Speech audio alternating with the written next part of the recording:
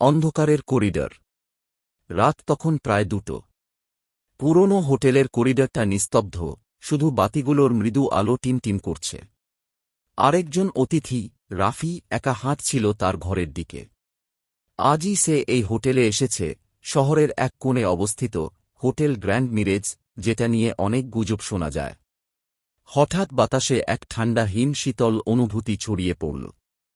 রাফি থেমে গেল। করিডরের শেষে দেখা গেল এক নারী, সাদা পোশাকে, চুল এলোমেলো, মুখে অস্বাভাবিক ফ্যাকাশে ভাব। সে মাটিতে পা না রেখেই ভেসে আসছে। রাফির গলা শুকিয়ে গেল। চোখের পলকে সেই নারী আরও কাছে চলে এল।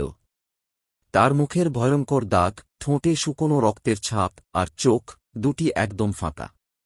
তুমি আমার ঘরটা নিলে কেন?